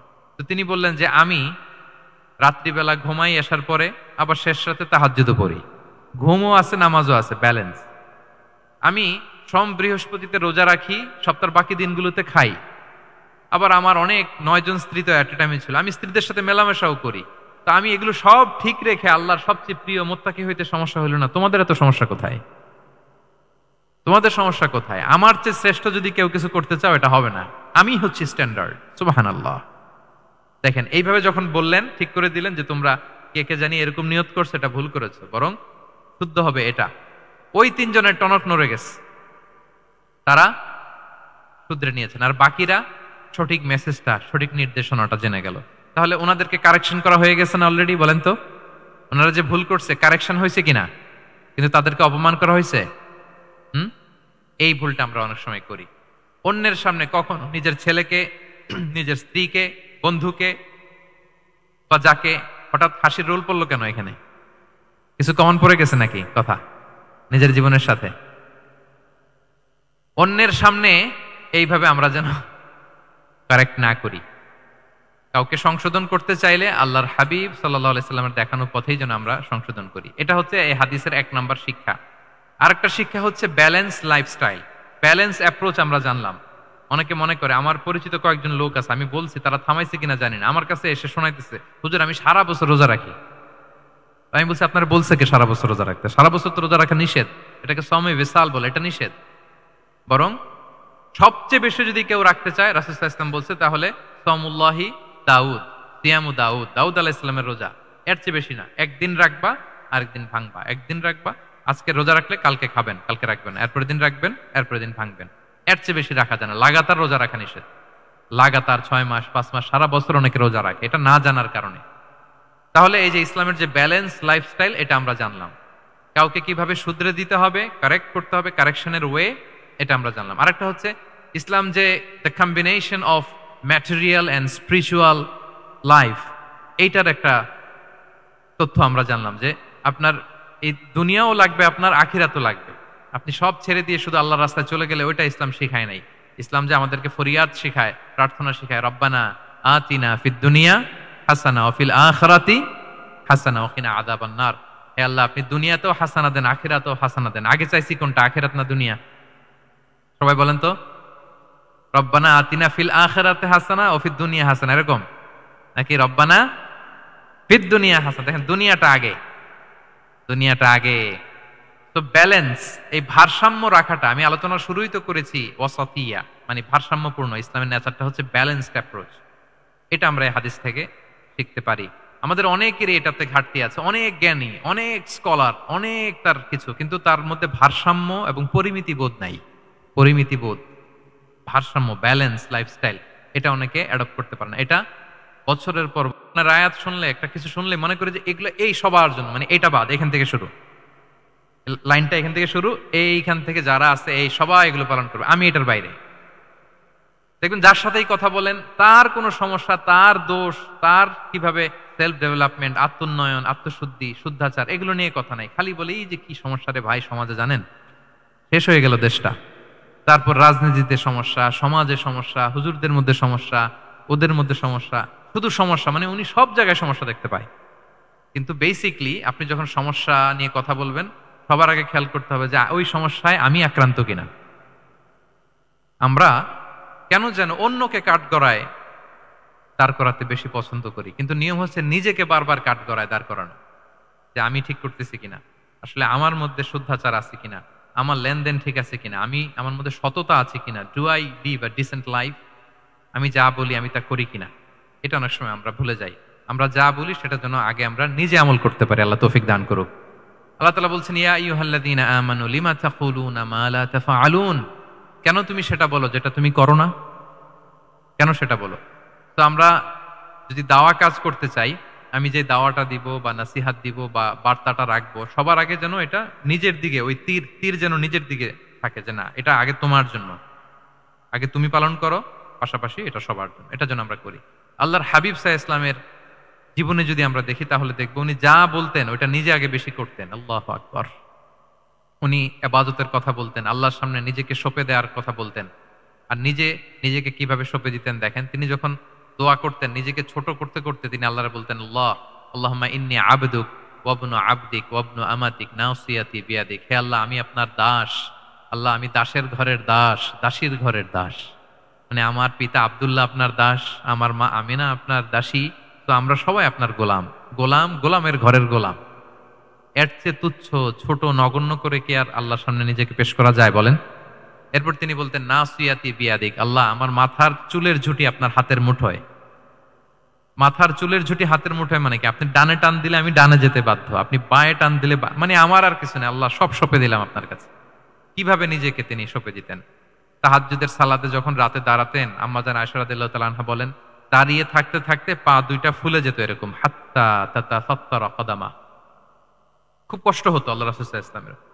আম্মা জান আয়েশা বলতেন, ইয়া রাসূলুল্লাহ কদ গুফিরা লাকা মা তাকদ্দামা মিন যামবিকা ওয়া মা তাআখার, আল্লাহ তো বলেছেন আপনার সব গুনাহ মাফ, গুনাই তো নাই, তাও ঘোষণা সব গুনাহ মাফ, এত কষ্ট নিজের দেহের উপর নিজে কেন দেন? আল্লাহর হাবিব সাল্লাল্লাহু আলাইহি ওয়াসাল্লাম বলতেন, আফালা উহিব্বু আন আকুনা আবদান শাকুরা, হে আয়েশা এটা ঠিক আল্লাহ আমাকে মর্যাদা দিয়েছেন, কিন্তু আমি কি শুকরগুজার বান্দা হতে চাইবো না? আল্লাহর নেয়ামতে যে আমি ভেসে বেড়াই, আল্লাহর নেয়ামতে যে আমি বেঁচে আছি, আল্লাহর অনুগ্রহের কারণে যে আমার এত সম্মান, সে আল্লাহর প্রতি আমি কি নিজেকে পেশ করব না? আফালা উহিব্বু আন আকুনা আবদান, আমি কি শুকরগুজার হব না? আমার রোলটা তো আমাকে প্লে করতে হবে, আমাকে তো উজাড় করে আমার রবের সামনে আমাকে উপস্থাপন করতে হবে। দেখেন, শুধু বলতেন না, করে দেখাতেন। রাতের সালাতে যখন কিয়ামুল লাইল করতেন, কাঁদতে কাঁদতে দাড়ি ভিজে যেত, কাঁদতে কাঁদতে হাত্তা বাল্লাল আরদা হাত্তা বাল্লা লিহিয়াতাহু হাত্তা বাল্লা হাজারাহু, কাঁদতে কাঁদতে জুব্বা ভিজে যেত। সিজদায় পরে যখন থাকতেন কাঁদতে কাঁদতে জমিন ভিজিয়ে ফেলতেন আল্লাহর হাবিব সাল্লাল্লাহু আলাইহি ওয়াসাল্লাম। এভাবে নিজেকে আল্লাহ তাআলার সামনে পেশ করতেন।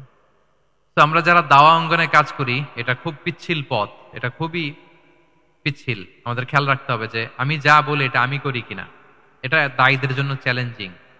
সে নিজে একটা ডিসেন্ট লাইফ লিড করা, তার নিজের মধ্যে সততা থাকা, নৈতিকতা থাকা, মোরালিটি, এথিক্স, ভ্যালিউজ নিয়ে যে আমরা বলি, ওই ভ্যালিউজের প্র্যাকটিস যেন আমাদের মধ্যে থাকে। আল্লাহ তাআলা আমাদেরকে তৌফিক দান করুক, আমরা পড়ি আমিন। 9 নম্বরে হচ্ছে কনসিডারেট হওয়া। রাসূল সাল্লাল্লাহু আলাইহি ওয়াসাল্লাম খুবই কনসিডারেট ছিলেন, এটা খুব গুরুত্বপূর্ণ, খেয়াল করে শুনুন। কনসিডারেট মানে খুব উচ্চ বিবেকবোধ সম্পন্ন ব্যক্তিত্ব, খুব বিবেকবোধ সম্পন্ন। আমাদের অনেকের মধ্যে এটা, আমাদের অনেকের সেন্স কাজ করে না। আল্লাহর হাবিব সাল্লাল্লাহু আলাইহি ওয়াসাল্লাম he was a man of 6 senses. 6টা সেন্স ওনার কাজ করতো। সুবহানাল্লাহ, সুবহানাল্লাহ। কথা বলতেছেন, ওদিকে কি হচ্ছে, ওদিকে সব একসাথে একটা গ্লেন্সে তিনি মেনটেন করতেন। সুবহানাল্লাহ বিহামদিহি। এই উচ্চ বিবেকবোধ সম্পন্ন হইতে হবে দাঈদের। রাসূল সাল্লাল্লাহু আলাইহি ওয়াসাল্লাম একবার নামাজ পড়াচ্ছেন, পিছনে বাচ্চার কান্নার আওয়াজ, নামাজ ছোট করে দিয়েছেন, একেবারে ছোট, শর্ট শর্ট করে সিজদা, রুকু, মানে যতটুকু না হলেই না, অতটুকু করে নামাজ শেষ। জিজ্ঞেস করা হলো কেন? বললেন যে আমি দেখলাম একটা ছোট বাচ্চা কাঁদছে, এই বাচ্চার মায়ের বোধহয় খুব কষ্ট হয়ে যাচ্ছে পেছনে, বাচ্চাটাকে সামলাতে মহিলাদের প্রেয়ার হলে মাটার বোধহয় খুব কষ্ট হচ্ছে, এজন্য আমি নামাজটা একটু শর্ট করে দিয়েছি। সুবহানাল্লাহ। আমরা নামাজে দাঁড়ালে দিন দুনিয়ার হুঁশ নাই, কি হচ্ছে না হচ্ছে, না, আপনার সব খেয়াল রাখতে হবে কি হচ্ছে। You are a leader, you are a দাঈ, আপনাকে এটা খেয়াল রাখতে হবে। রাসূল সাল্লাল্লাহু আলাইহি ওয়াসাল্লাম এরকম উচ্চ বিবেকবোধ সম্পন্ন লোক ছিলেন। মুআয ইবনে জাবালকে এক জায়গার মদিনার পাশেই ইমাম করে পাঠালেন, ইমাম। তো ওই এলাকার মুসল্লিরা ছিলেন শ্রমজীবী। কি জীবী? শ্রমজীবী। ওনারা উট দিয়ে পানি নিয়ে খেজুর গাছে পানি সেচ দিত, তারা খুব কষ্ট করে সারাদিন। তো উনি মাগরিবের নামাজে একদিন নামাজ শুরু করলেন, আল্লাহু আকবার বলে সূরা ফাতিহার পরে উনি সূরা বাকারা শুরু করলেন। কোন সূরা? কোরআনের সবচাইতে ছোট সূরা নাকি? হ্যাঁ, আয়াত কত? সবচাইতে বড় সূরা। তো উনি হয়তো একটা খুব মানে চিল মুডে আছেন, একটা খুব ভালো মুডে আছেন, ইবাদতের একটা মুডে আছেন, উনার আবেগ থেকে উনি হয়তো সূরা বাকারা শুরু করে দিয়েছেন, তেলাওয়াত করে করে মজা পাচ্ছেন, করতেছেন। কিন্তু পিছনে মুসল্লিরা হচ্ছে শ্রমজীবী, সারাদিন খেতে খামারে খেজুর বাগানে কাজ করে ওনারা নামাজ পড়তেছেন। একদল তো নামাজ ছেড়ে দিছে, ছেড়ে দিয়ে নিজেরা নামাজ পড়ে আল্লাহর হাবিব সাল্লাল্লাহু আলাইহি ওয়াসাল্লামের কাছে যে বিচার দিলেন যে ইয়া রাসূলুল্লাহ, দেখেন এমন একজনকে ইমাম হিসেবে পাঠালেন, উনি মাগরিবের নামাজ শুরু করছে সূরা বাকারা দিয়ে। আমরা হচ্ছে শ্রমজীবী মানুষ, আমরা কি পারি এত সময় দাঁড়িয়ে থাকতে? রাসূল সাল্লাল্লাহু আলাইহি ওয়াসাল্লাম খুব রেগে গেলেন, খুব। মুআয ইবনে জাবাল রাদিয়াল্লাহু তাআলা আনহুকে ডেকে পাঠালেন, ডেকে কি শব্দ ইউজ করতে জানেন? উনি বললেন আফাত্তানুন আনতা ইয়া মুআয। ফাত্তান মানে ফিতনাবাজ। হে মুআয, তুমি কি সমাজে ফিতনা ছড়াচ্ছ? তোমাকে পাঠালাম সেখানকার ইউনিটি ধরে রাখতে, ইমাম হয়ে নামাজ পড়াবা, তালিম দিবা। আফাত্তান আনতা ইয়া মুআয, তুমি ফিতনা ছড়াচ্ছ? তুমি কেন সাব্বিহ ইসমা রাব্বিকাল আলা তোমার মুখস্থ নাই? ওয়াশ-শামসি ওয়া দুহাহা মুখস্থ নাই? হাদিসে দুইটা সূরার কথা, যে এই সাইজের সূরাগুলো পারো না তুমি, এগুলো দিয়ে নামাজ পড়াবা যাতে ওদের কষ্ট না হয়। ওরা তো শ্রমজীবী সাহাবী, ওদের দিকে তো তোমার খেয়াল রাখতে হবে, কনসিডারেট হতে হবে। সুবহানাল্লাহ বিহামদিহি। দেখেন রাসূল সাল্লাল্লাহু আলাইহি ওয়াসাল্লাম ইমামকে এনে শাসন করলেন, বুঝিয়ে বললেন যে না, তোমাকে ছোট ছোট সূরায় নামাজ পড়াতে হবে যাতে করে কষ্ট না হয়। এবং রাসূল সাল্লাল্লাহু আলাইহি ওয়াসাল্লাম কাউকে কোনো দায়িত্ব দিয়ে কাজে পাঠালে ওনার বিখ্যাত একটা বাণী তিনি বলে দিতেন। আমার ভেরিফাইড যে ফেসবুক পেজের কভার ফটোতে দেখবেন এই হাদিসটা দেয়া। সেটা হচ্ছে তিনি কাউকে কোনো দায়িত্ব দিয়ে পাঠালে তিনি বলতেন বাশশিরু ওয়ালা তুনাফফিরু, ইয়াসসিরু ওয়ালা তুআসসিরু। মানে তোমরা মানুষকে সুসংবাদ দিও, মানুষকে দিন থেকে ভাগিও না, দিনকে সহজ করে উপস্থাপন করো, দিনকে জটিল করে মানুষের সামনে উপস্থাপন করো না। আমরা এটা ভুল করি, এত কঠিন ভাবে উপস্থাপন করি, ভাবে যে কঠিন করে উপস্থাপন করতে পারলেই বোধহয় ওনার ক্রেডিট। এরকম একটা মানসিকতা অনেকের আছে।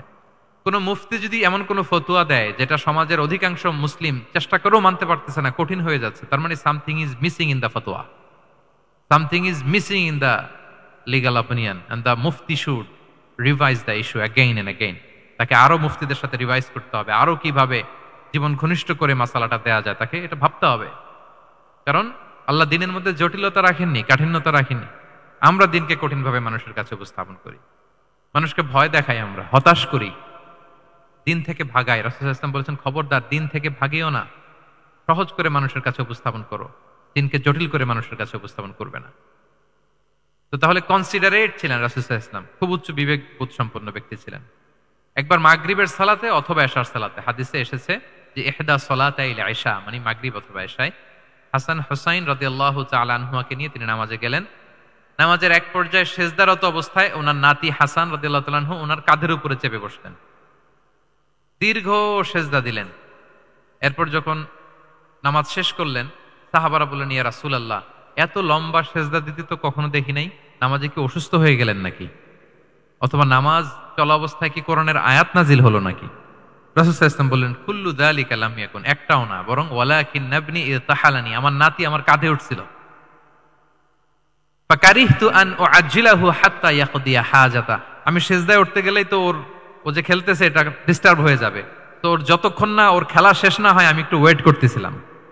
ওয়েট করতেছিলাম, তার খেলাধুলা শেষে তার সময় যখন হয়েছে নেমে গেছে, আমি তখন সেজদা থেকে মাথা উঠিয়েছি। কি কনসিডারেট ছিলেন দেখেন, কি উচ্চ বিবেক বোধ সম্পন্ন, অন্যের যাতে কষ্ট না হয়, অন্যের যে কোনো কনসার্ন, এগুলো সব তিনি খেয়াল রাখতেন। তো দাঈদের এরকম সিক্স সেন্সের অধিকারী হওয়ার চেষ্টা করতে হবে। আল্লাহ তাআলা আমাদেরকে তৌফিক দান করুক। কয়টা গেল? 9টা। আর একটা সর্বশেষ, এটা খুব গুরুত্বপূর্ণ, আপনাদের সাথে খুব রিলেভেন্ট, খুবই রিলেভেন্ট, মনোযোগ দিয়ে শুনুন। সেটা হচ্ছে প্রপার টাইমিং ফর দাওয়া। দাওয়ার জন্য টাইমিংটা খুব গুরুত্বপূর্ণ। টাইমিং ইজ প্রপার টাইমে যদি দেন, ওটা ক্লিক করবে, ওটা স্পার্ক করবে। আর যদি সময় মতো না হয়, ওটা কাজ করবে না। প্রপার টাইমে প্রপার দাওয়াটা দিতে হয়, সঠিক সময়ের অপেক্ষা করা, যখন সেই সময়টা আসছে তখন দাওয়া দেওয়া। বুঝতে পেরেছেন না ব্যাপারটা? একটা ছোট্ট উদাহরণ দেই। এক ইহুদি কিশোর রাসূল সাল্লাল্লাহু আলাইহি ওয়াসাল্লামের খেদমত করত। ইহুদি কিশোর, কোন ধর্মের কিশোর বলেন তো? ইহুদি কিশোর। প্রায় আসতো রাসূল সাল্লাল্লাহু আলাইহি ওয়াসাল্লামের কাছে, আসতো রাসূল সাল্লাল্লাহু আলাইহি ওয়াসাল্লামের সেবা করত, কিন্তু তাকে কখনো রাসূল সাল্লাল্লাহু আলাইহি ওয়াসাল্লাম দিনের দাওয়াত দেন নাই। ছেলেটা ইহুদি, কিন্তু তার সামনে কখনো দিনের দাওয়াত তিনি দেন নাই। একদিন দেখে যে ওই ছেলে আসে না, লাগাতার এরকম কয়েকদিন যাবত ওই ছেলে আর আসে না। তখন রাসূল সাল্লাল্লাহু আলাইহি ওয়াসাল্লাম খোঁজ নিলেন যে কি হয়েছে। তখন রাসূল সাল্লাল্লাহু আলাইহি ওয়াসাল্লাম শুনতে পেলেন যে ছেলেটা অসুস্থ। আল্লাহর হাবিব সাল্লাল্লাহু আলাইহি ওয়াসাল্লাম গেলেন, যে দেখলেন যে ইহুদি ছেলেটা বিছানায় পড়ে কাতরাচ্ছে, পাশে ছেলেটার বাবা। রাসূল সাল্লাল্লাহু আলাইহি ওয়াসাল্লাম তার মাথায় হাত বুলিয়ে দিলেন, তার খোঁজ খবর নিলেন। এবার রাসূল সাল্লাল্লাহু আলাইহি ওয়াসাল্লাম বললেন, আসলিম, মানে ইসলাম ধর্ম গ্রহণ করো। ফানাযারা ইলা ওয়াজহি আবি, ইহুদি ছেলেটা তার বাবার চেহারার দিকে তাকালো যে দেখি আব্বা কি বলে। বাবা যেহেতু দাঁড়ায় আছে, ফানাযারা ইলা ওয়াজহি আবি, বাবার চেহারার দিকে মুমূর্ষু ছেলেটা বাবার চেহারার দিকে তাকালো। তো বাবা বলল, আতি আবুল কাসিম, মানে আবুল কাসিম যা বলে তাই শোনো। রাসূল সাল্লাল্লাহু আলাইহি ওয়াসাল্লামের বড় ছেলের নাম ছিল কাসিম, ফলে ওনাকে আবুল কাসিম বলে মদিনাতে ডাকা হতো। আমাদেরও তো বড় ছেলে বা বড় মেয়ের নাম ধরে ডাকে না? ধরেন যে আপনার বড় ছেলের নাম আব্দুল্লাহ, তো আপনারা বলে আব্দুল্লাহর বাবা। রাসূল সাল্লাল্লাহু আলাইহি ওয়াসাল্লামকে মদিনায় বলা হতো কাসিমের বাবা। তো ছেলেটা যখন বাবার চেহারার দিকে তাকালো, বাবা বলল, আতি আবুল কাসিম, তুমি আবুল কাসিমের অনুসরণ করো, যা বলে তাই শোনো। ছেলেটা তখন পড়তে আরম্ভ করলো, আশহাদু আল্লা ইলাহা ইল্লাল্লাহ ওয়া আশহাদু আন্না মুহাম্মাদুর রাসূলুল্লাহ, মানে মুসলিম হয়ে গেল। রাসূল সাল্লাল্লাহু আলাইহি ওয়াসাল্লাম ইহুদিদের ঘর থেকে বের হয়ে আসলেন আর বললেন, আলহামদুলিল্লাহিল্লাযী আনকাযাহু মিনান নার, বুখারীর বর্ণনা। প্রশংসা সে আল্লাহর, যে আল্লাহ এই ছেলেটিকে জাহান্নাম থেকে মুক্তি দিয়ে জান্নাতি বানিয়ে নিল। দেখেন, রাসূল সাল্লাল্লাহু আলাইহি ওয়াসাল্লাম একটা প্রপার টাইমিং এর অপেক্ষা করতেছিলেন। এতদিন রাসূল সাল্লাল্লাহু আলাইহি ওয়াসাল্লামের ঘরে যে ইহুদি কিশোর খেদমত করে, কাজ করে দিয়ে আসে, একদিনও দাওয়াত দেয় না। রাসূল সাল্লাল্লাহু আলাইহি ওয়াসাল্লাম একটা ভালো সময় খুঁজতেছিলেন। শুরুতেই যদি দাওয়াত দেয়, ওই ছেলে আশাই বন্ধ করবে, ভাববে খাইছে, আমার তো ধর্মান্তরিত করতে চায়। ঠিক কিনা বলেন? যে আমার একটা ফেইথ আছে, সে তো আমার ফেইথ কেড়ে নিতে চায়, বা তার বাবাও ভয় পাবে। রাসূল সাল্লাল্লাহু আলাইহি ওয়াসাল্লাম যখন অনেকদিন তার সাথে মিশলেন, রাসূল সাল্লাল্লাহু আলাইহি ওয়াসাল্লামের ব্যক্তিত্ব, রাসূল সাল্লাল্লাহু আলাইহি ওয়াসাল্লামের কথাবার্তা, আচরণ, মানসিকতা সব দেখে যখন এই ইহুদি ছেলে, তার বাবা ইমপ্রেসড, এবং ছেলেটা শুয়ে আছে বিছানায় মুমূর্ষ, এই প্রপার একটা টাইমিং এর অপেক্ষায় রাসূল সাল্লাল্লাহু আলাইহি ওয়াসাল্লাম ছিলেন। যখনই সেই সময়টা এসেছে, রাসূল সাল্লাল্লাহু আলাইহি ওয়াসাল্লাম দাওয়াত দিলেন, মুহূর্তের মধ্যে ক্লিক। আল্লাহু আকবার।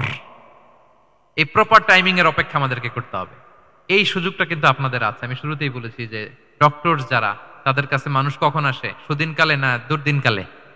বলেন, তার বিপদ, এর চেয়ে বড় বিপদ নাই। ক্যান্সার নিয়ে আসছে, ডায়াবেটিক্স নিয়ে আসছে, অসুস্থ, অসহায়, মানে ভাবখানা এমন, আপনি ছাড়া তার আর কোনো গতি নাই। ঠিক কিনা বলেন? এই প্রপার টাইমে যখন আপনি মনে করবেন যে now it's high time to give দাওয়া, জাস্ট ডু ইট। যখন মনে করবেন যে না, এখন একটা সুন্দর সময়, এখন বললে এটা কাজে দিবে, ওই সময়টাকে আপনি কাজে লাগান। তাহলে দাওয়া মেথোডোলজি সর্বশেষ পয়েন্ট হচ্ছে প্রপার টাইমিং ফর দাওয়া।